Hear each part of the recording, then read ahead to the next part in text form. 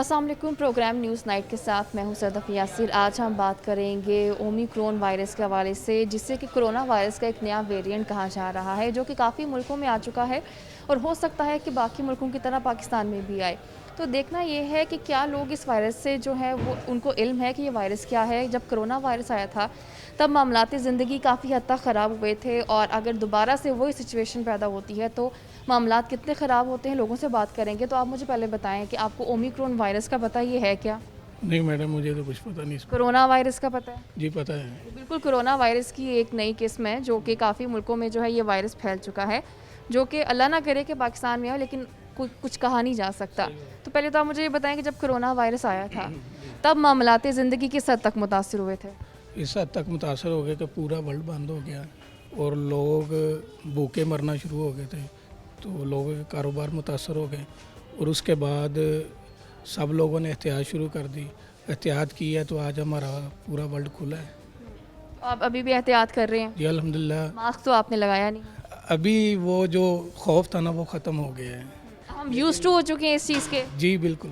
लेकिन अगर हमें आने वाले वायरस से बचना है तो हमें यकीनन एहतियात भी करनी होगी, अपने हाथों को सैनिटाइज़ भी करना पड़ेगा, मास्क भी लगाना पड़ेगा।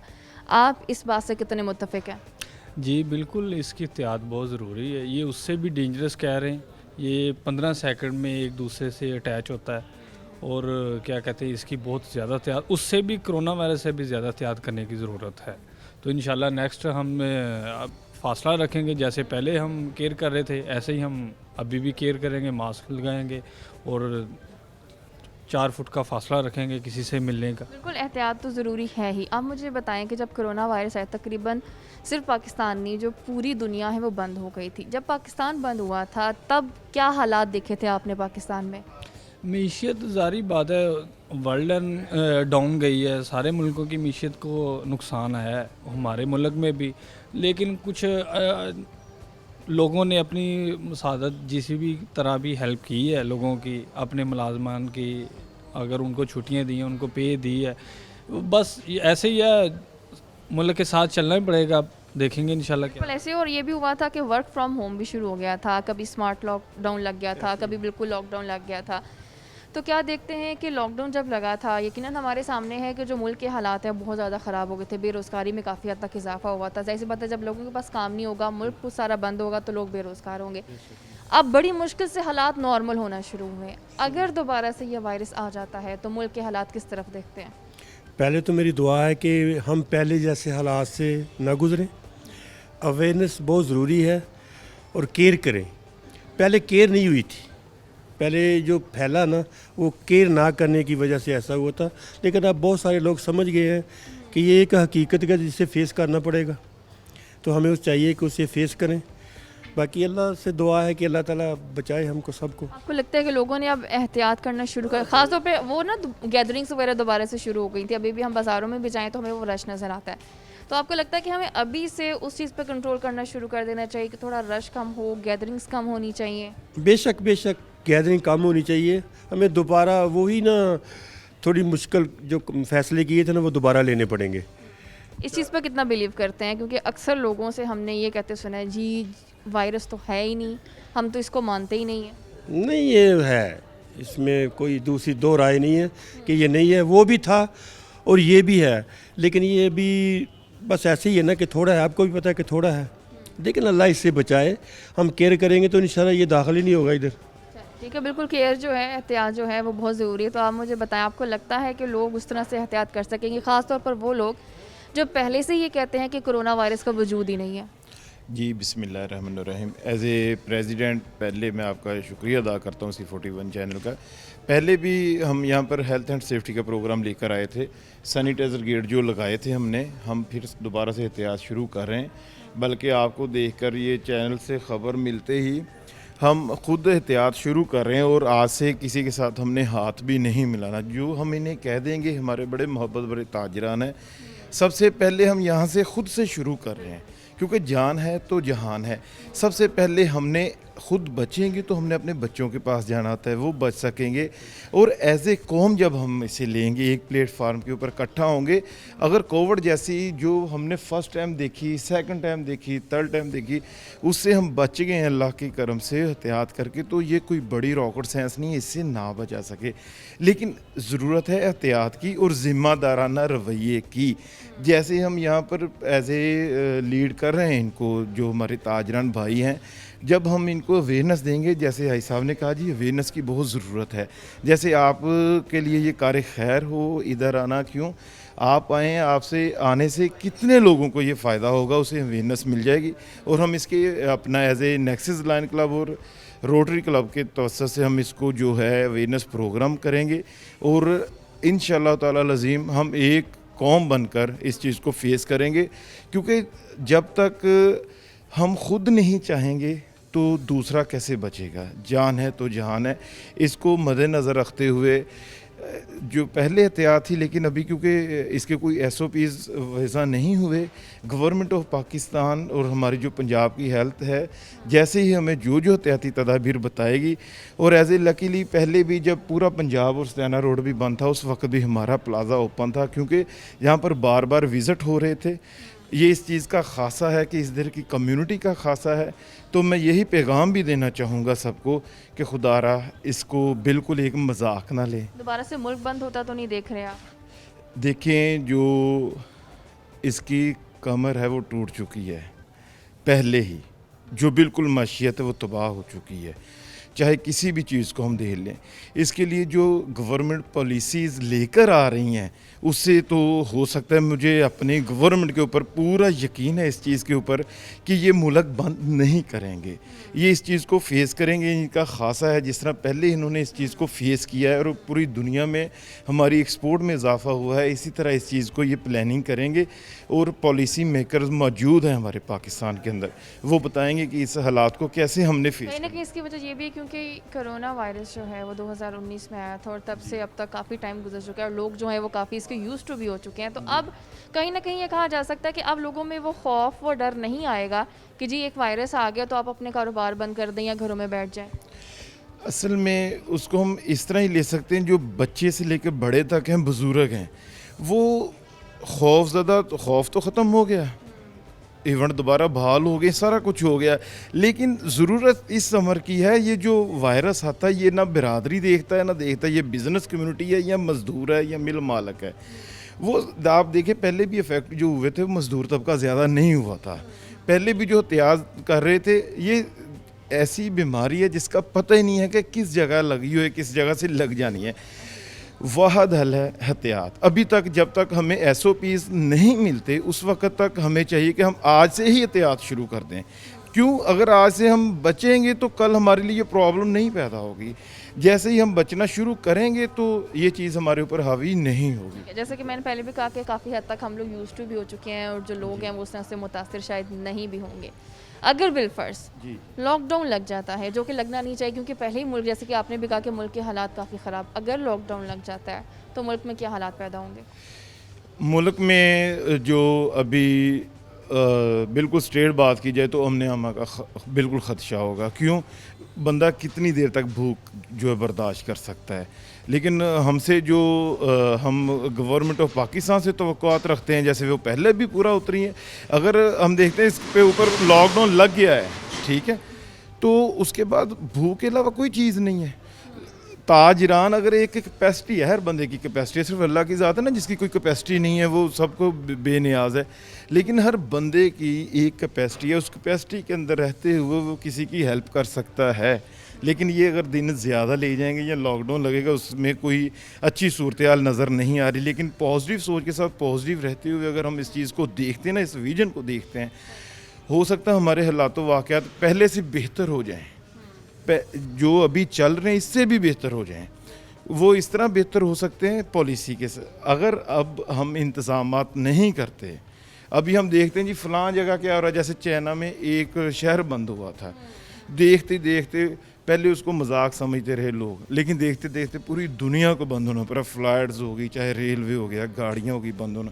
लेकिन मुझे जो मेरी सेंस बात कर इसके ऊपर काम कर रही है, इंशाल्लाह ताला अज़ीम ऐसी कोई चीज़ नहीं आएगी, क्योंकि एहतियात लाजम है, एहतियात शुरू एहतियात ज़रूरी है और ख़ासतौर पर जो पॉलिसी की आप बात कर रहे हैं कि पॉलिसी जो है वो भी ज़रूरी होनी चाहिए, क्योंकि पहले हमने पॉलिसी ऐसी कोई बनाई नहीं थी, क्योंकि हमें लगा था कि अभी तो सिर्फ चाइना में, चलो एक दो और मुल्कों में चला गया, पाकिस्तान में अभी नहीं आएगा।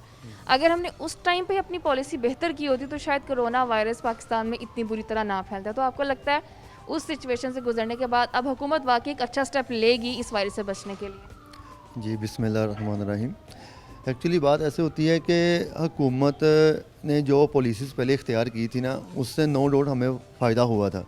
लेकिन अब अगर हम अल्लाह ना करे अगर वायरस दोबारा यहाँ पे हमारे मुल्क में इंटर होता है, तो इतनी अवेयरनेस हो चुकी हुई है लोगों को कि लोग इस चीज़ को जो है ना SOP को फॉलो करते हैं। मेरे ख्याल से जहाँ तक मेरा एनालिसिस है, मैंने रेक्स सिटी फर्स्ट देखा है ऐसा इदारा जहाँ पे सबसे ज़्यादा SOPs हमने फॉलो की हैं। मतलब हमने यहाँ पे वॉक थ्रू गेट वगैरह लगवाए हैं, सैनिटाइज़र गेट लगवाए हैं, मतलब मास्क की हर चीज़ की हमने यहाँ पे लोगों को अवेयरनेस दी और ख़ुद भी इस पर अमल किया है। तो मेरे ख्याल से काफ़ी लोगों को इस चीज़ का अंदाज़ा हो चुका हुआ है कि अपने आप को भी सेव करना है, अपने घर वालों को भी सेव करना है और अपने मुल्क को भी बचाना है। ये बड़ी अच्छी बात है कि अब लोग जो काफ़ी हद तक अवेयर हो चुके हैं कि उन्होंने किस तरह से एहतियात करनी है, मास्क लगाना है, सैनिटाइज़ करना है, ताकि आने वाले वायरस से बच सके। अभी वक्त हुआ ब्रेक का, साथ रहिए।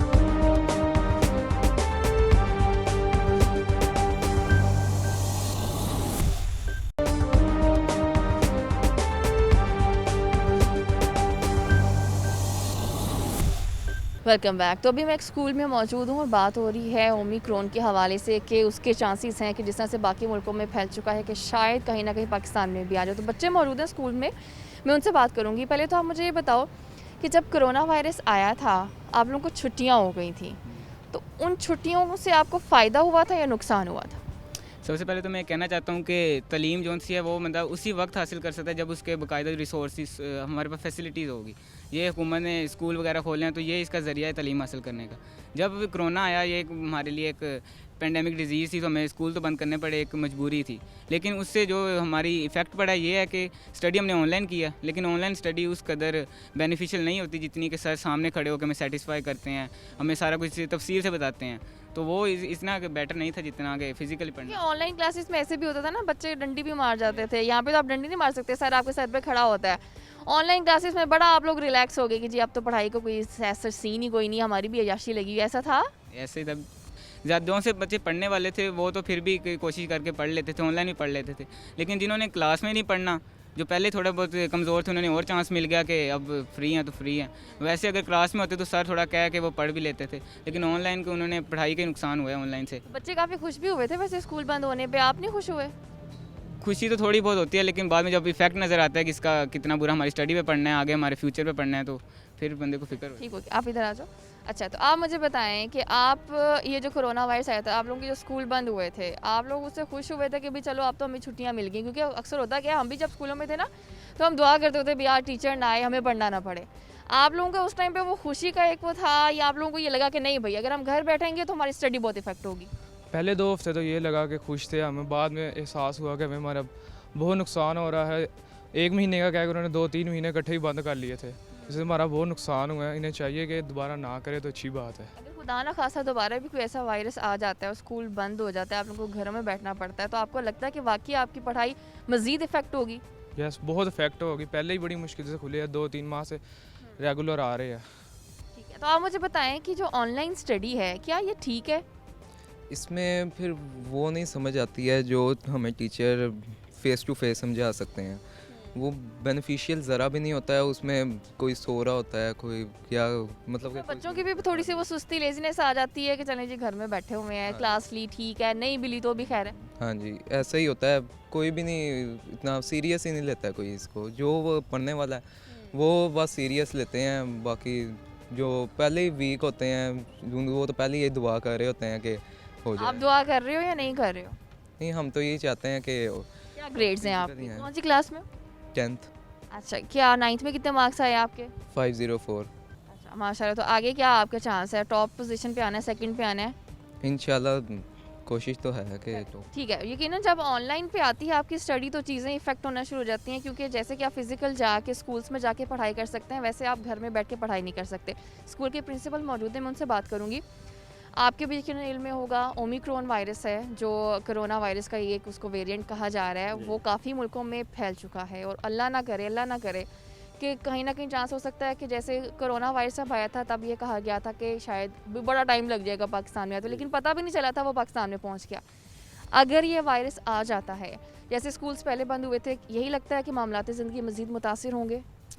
डेफिनेटली अगर ये कोरोना की लहर जो है ये 5वीं अगर आती है तो उसी तरह से ये इफ़ेक्ट होगा। लेकिन मैं ये समझता हूँ कि जो हमारा जो पास्ट एक्सपीरियंस है उसमें हमने जो है ना काफ़ी कुछ जो है ना हमने गेन किया है, सीखा बहुत कुछ है।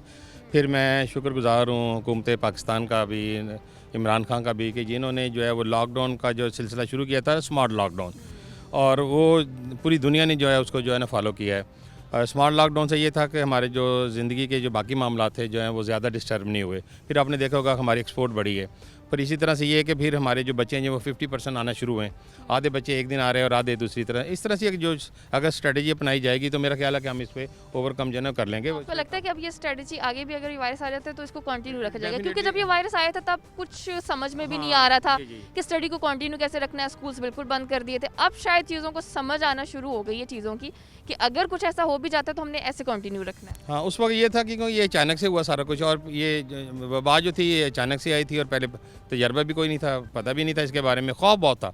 उस खौफ की वजह से ये क्योंकि हमने अपनी नस्ल को बचाना था, बच्चों को बचाना था, ये हमारा फ्यूचर है, तो फौरी तौर पे जो है डिसीजन लिए गए ना NCOC ने। तो अब मेरा ख्याल है कि वो फैसला शायद उस तरह का नहीं होगा अब, क्योंकि हमारे पास तजर्बा है, पहली लहर आई है, दूसरी है, तीसरी है, चौथी है, अब 5वीं का अगर सुन रहे हैं। और अब ये ज़ाहिर है कि उसकी ये बिगड़ी हुई सूरत हाल है जो आ रही है, जो हमारी ओमिक्रॉन जो है ये उसकी यानी कि कोरोना की बिगड़ी हुई सूरत हाल है। और अब ज़्यादातर हमारे बच्चे जो उस वक्त तो वैक्सीनेशन का कंसेप्ट भी नहीं था कि पता नहीं बनेगी नहीं बनेगी। खौफ इतना ज़्यादा था, लोग डरे हुए थे, खौफ ज़्यादा थे, सहमे थे। और मेरा ख्याल है जितनी डेथ हमारी शायद कोरोना से हुई है, इससे ज़्यादा तो शायद हार्ट अटैक से और डिप्रेशन से हुई हैं। वो खौफ बहुत था, लेकिन अब वो खौफ नहीं है। दूसरा ये है कि अब हुकूमत पाकिस्तान ने जो है वो तकरीबन हमारे जो स्टूडेंट हैं 90% से ज़्यादा जो बच्चे हैं ना वो वैक्सीनेटेड हैं, जो शहरों के हैं। शहरों की तादाद बहुत ज़्यादा जो है वैक्सीन। आपने अपने स्कूल में भी कोई वो क्राइटेरिया रखा हुआ है कि ये वैक्सीन बच्चे हैं तो वैक्सीन होना भी लाजमी है, टीचर्स में भी? जी, हमारे पास तकरीबन इस वक्त जो है ना 98% बच्चे जो है ना वैक्सीनेटेड हैं। सिर्फ वो बच्चे जो है ना वो बचे हुए हैं जिन्होंने नया एडमिशन लिया है या किसी दूर दराज इलाके से आए हैं, शायद वो वैक्सीनेटेड नहीं है, लेकिन उनके लिए भी हमने तैयारी की हुई है।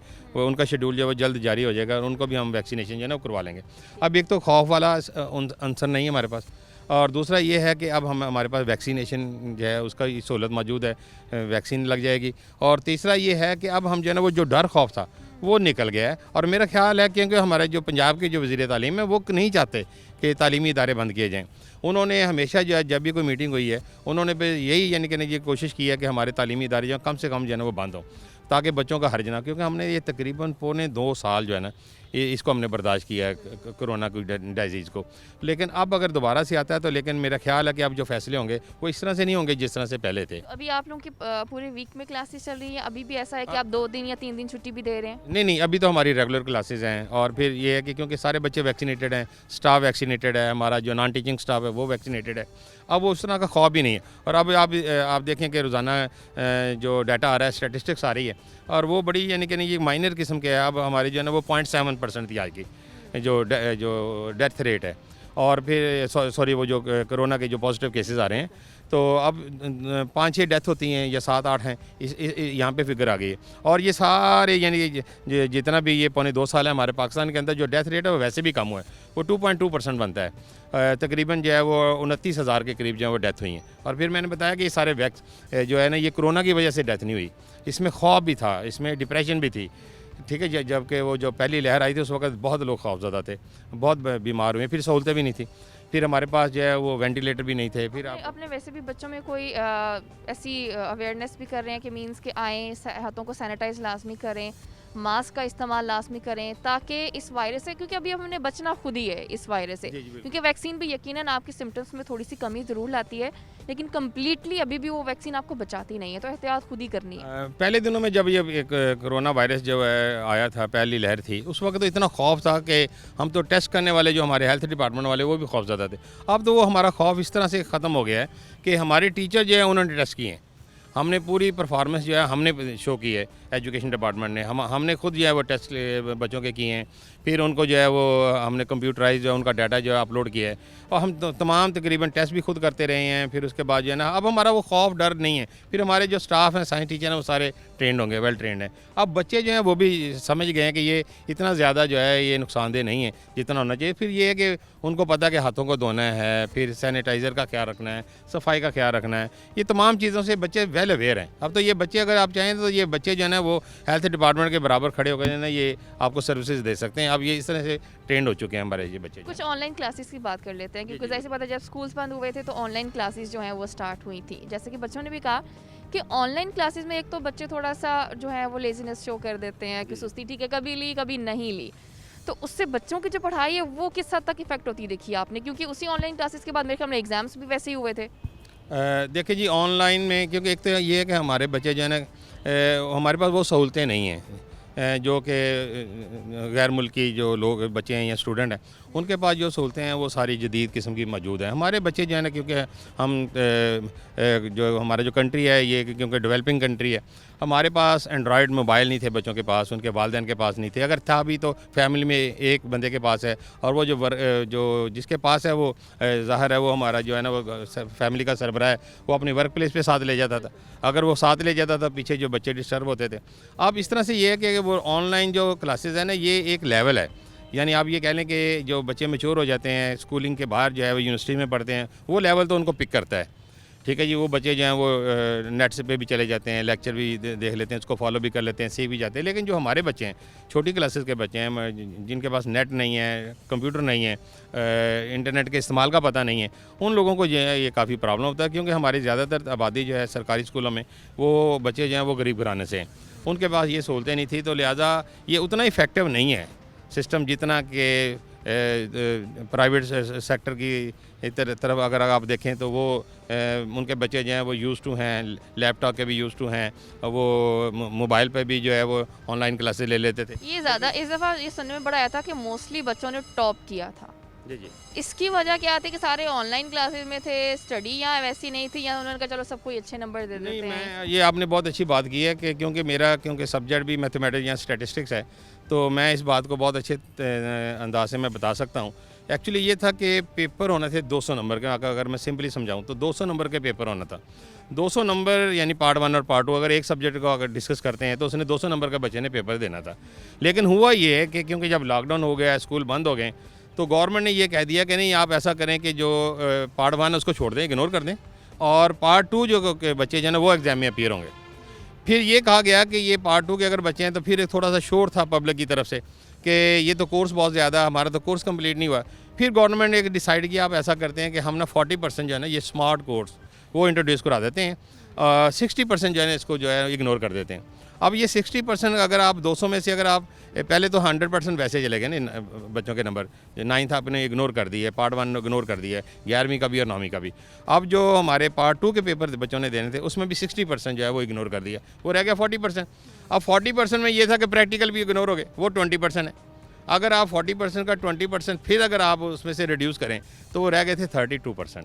अब ये 32% पे फिर क्या कहा गया कि इनको जो बच्चे एग्ज़ाम देंगे इनको जो है ना हम 5% अपने पल्ले से भी देंगे। अब जिस बच्चे ने 200 की बजाय 32% या अगर 100 में अगर आप परसेंटेज निकालें तो 16% पढ़ना पड़ना था। बिल्कुल, इसमें ऐसा भी हुआ है कि जो ज़्यादा मेहनती बच्चे थे उनकी भी जो एफर्ट है वो थोड़ी सी ज़ाया ज़रूर हुई थी, क्योंकि मोस्टली जो लोग थे वो टॉप कर गए थे। अभी वक्त हुआ है ब्रेक का, साथ रहिए।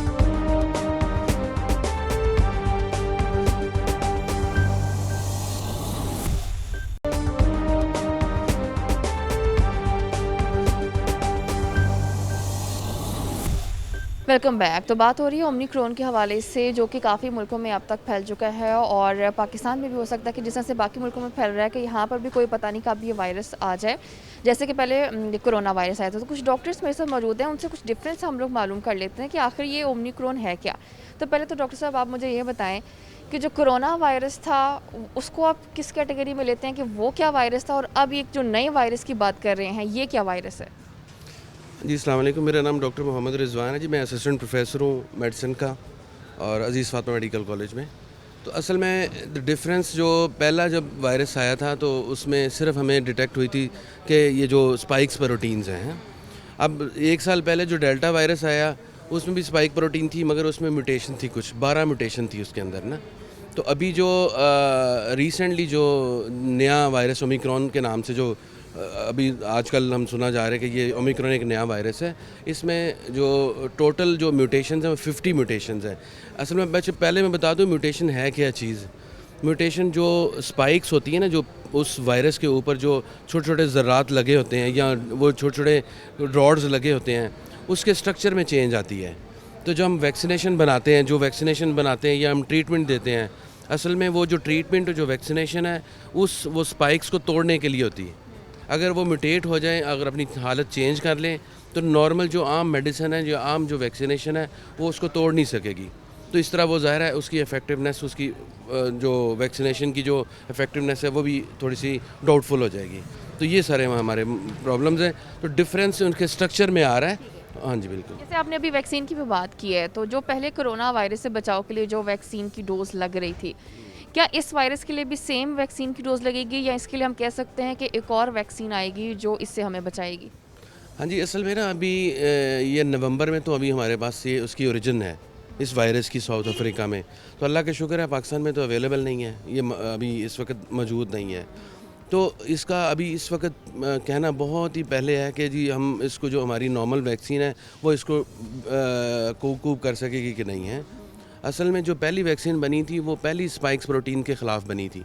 अब हम इस वैक्सीन को ज़ाहिर है अगर मरीज़ इन्फेक्ट होंगे जो पहले वैक्सीनेटेड हैं, तो फिर हमें पता चलेगा कि ये वैक्सीनेशन जो हमारी पहले हम लगा चुके हैं वो इफ़ेक्टिव है कि नहीं है। मगर अभी बिल्कुल कबल वक्त है कहना कि जी वो वैक्सीन, तो इसलिए हमें जो हमारे पर्सनल जो प्रोटेक्टिव जो हमारे प्रोसीजर्स हैं वो हमें अभी भी वही लेने होंगे कि हमें हाथ धोने पड़ेंगे, हमें हाथ सैनिटाइज़ करने पड़ेंगे, हमें मास्क लेना पड़ेगा। तो हमें अभी से उससे मुतालिक, वैक्सीन से मुतालिक कोई इन्फॉर्मेशन भी इकट्ठी कर लेनी चाहिए, क्योंकि अब जैसे कि कोरोना वायरस पे जब आया था, चाइना से ये स्टार्ट हुआ था, तब किसी ने सोचा नहीं था कि इतनी जल्दी पाकिस्तान में ही, लेकिन वो इतनी तेज़ी से फैला था कि बहुत जल्द वो सबसे पहले कराची में इसके केसेस रिपोर्ट हुए थे। अभी भी हम ये तो कह रहे हैं, लेकिन ये वायरस भी बहुत तेज़ी से फैल रहा है। अल्लाह ना करे कि पाकिस्तान में ये वायरस आए। अगर ये वायरस पाकिस्तान में मुंतकिल भी हो जाता है, वैक्सीन जैसा कि कहा कि अभी हमें इस चीज़ का पता नहीं है, तो इसकी एहतियात सिर्फ हम हाथ धोने और मास्क लगाने को कंसीडर करेंगे या कुछ और भी कह सकते हैं?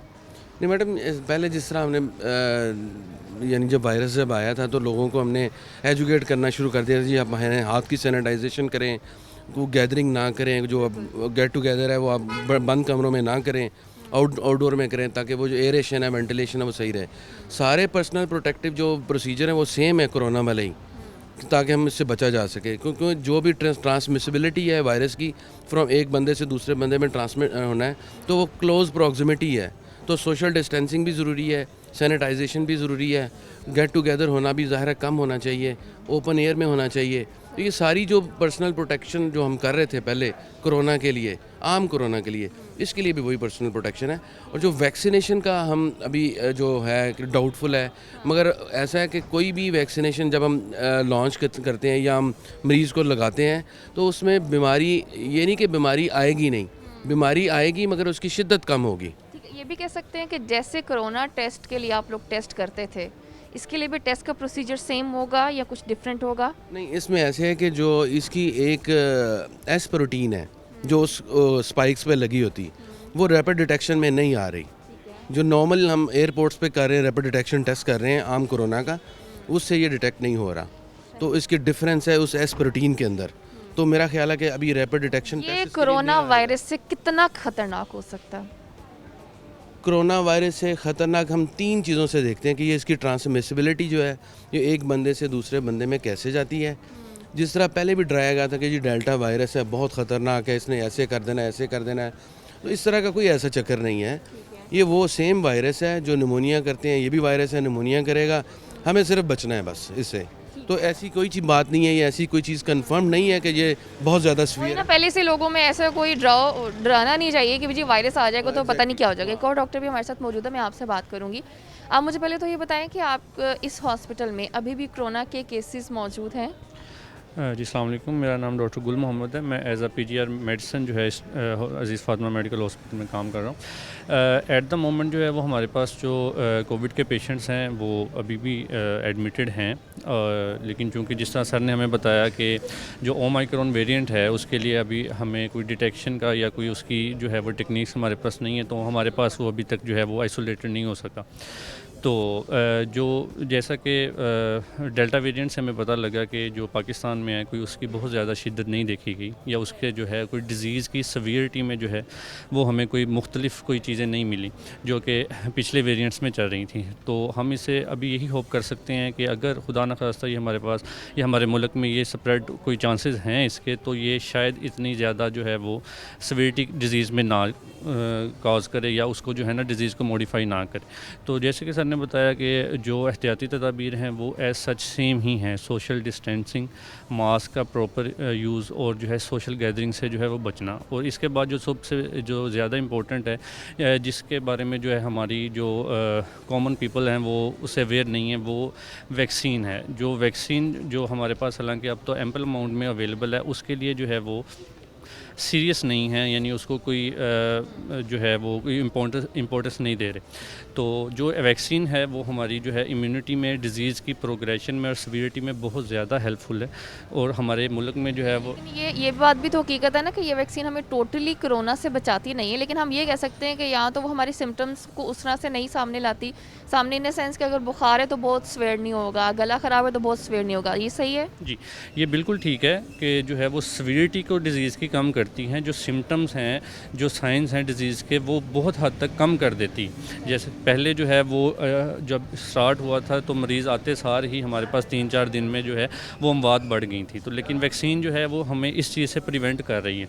और इसके साथ जो अगर ओमाइक्रॉन भी आ जाता है तो हमारे ख्याल में ये है कि वैक्सीन अगर प्रॉपरली हुई होगी तो उसकी जो है कोई बहुत ज़्यादा कोई डिज़ास्टर्स जो है वो कोई रिज़ल्ट्स नहीं आएंगे इंशाल्लाह। ठीक है, तो आप एक तो ये बताएं कि कोरोना वायरस के लिए आप लोग क्या मेडिकेशन जो हैं वो अपने पेशेंट्स को दे रहे थे? जी, मैनेजमेंट तो जो इसकी है वो जिस तरह के इंटरनेशनल गाइडलाइंस हैं कि डिज़ीज़ की जो है वो कंडीशन के मुताबिक पेशेंट की कोमॉर्बिडिटीज़ जो होती हैं, किसी को ब्लड प्रेशर का, शुगर का, जो बाकी चीज़ें साथ चल रही होती हैं, तो उसके रिलेटेड ही सारी चीज़ें होती हैं कि मतलब जिस तरह के स्टीरॉइड्स हैं, उसके बाद पहले हमारे पास एंटीवायरल जो हैं वो न्यू आई थी, उसका रोल देखा गया था। फिर जो कोई ऐसे कुछ अद्वियात थी जो कि बहुत ज़्यादा जो सीरियस मसलों में या बहुत ज़्यादा ऑक्सीजन की डिमांड अगर बढ़ जाती थी तब हम देते थे। लेकिन जो अभी तक जो ज़्यादा जो इसमें रोल नज़र आया है वो स्टीरॉइड्स का है। और उसके बाद जो है अगर किसी पेशेंट को जो है वो ऑक्सीजन की ज़्यादा ज़रूरत पड़ती है तो उसके हमारे पास जो NCOC ने जो हमें मशीन जो है वो डोनेशन की है, हाई फ्लो नेज़ल कैनुला,